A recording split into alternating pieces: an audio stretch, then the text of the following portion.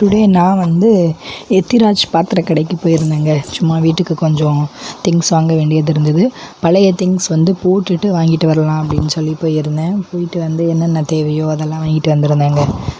2 class தண்ணி குடிக்கிற class இருக்கு இல்லையா, அது ஏன்னா பழசு வந்து ஒன்றும் இல்லை, பழசுன்னு சொல்ல முடியாதுங்க. அது அப்படியே ஸ்டீல் பாத்திரம்லாம் வச்சு வச்சு வந்து ஃபுல்லாகவே ஸ்க்ராச்சஸ்ஸு அந்த மாதிரி ஒரு மாதிரி ஆயிடுச்சுங்க. அதனால் அதெல்லாமே போட்டுட்டு புதுசு வாங்கிட்டு வந்திருக்கேன்.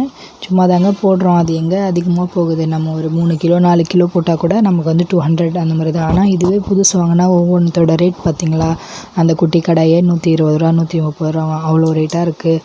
ஒவ்வொரு திங்ஸோட பட் வந்து நான் ஒன்றுமே தேடி கொஞ்சம் வெயிட்டாக இருக்கிற மாதிரி எல்லாமே வாங்கிட்டு வந்தேங்க. பார்த்திங்களா ஒன்றோட ரேட்டு எப்படி இருக்குது என்ன இருக்குன்ட்டு. இவ்வளோ விலையாயிடுச்சு. இந்த விலைவாசியில் எப்படி தான் வந்து பேரண்ட்ஸ் மேனேஜ் பண்ணி நமக்கு அவ்வளோ பொருள் போட்டாங்களோன்னு தெரியலைங்க எனக்கு. பட் எல்லாமே சூப்பராக இருந்துச்சு, நல்லாவே வாங்கிட்டு வந்தேன். எனக்கு எப்பயுமே வந்து பாரிஸில் இருக்கிற எத்திராஜ் நாயுடு இருக்கு இல்லையா, அந்த ஷாப் தான் வந்து கம்ஃபர்டபுளாகவும் ஃபீல் பண்ணுவேன். ரொம்ப ரஷ்ஷாக இருக்கும், பட் கம்ஃபர்டபுள் ப்ரைஸ் ரேட்டில் வந்து எனக்கு அதுதான் வந்து ஓவராலாக சூப்பராகவும் இருக்கும். ப்ரைஸ் ரேட் வந்து ரீசனபிளாக இருக்கும். அதனால் எனக்கு அந்த ஷாப் வந்து ரொம்பவே பிடிக்குங்க. கண்டிப்பாக நீங்களும் போய் ட்ரை பண்ணி பாருங்கள், ரொம்ப நல்லாயிருக்கும் ஷாப் அது.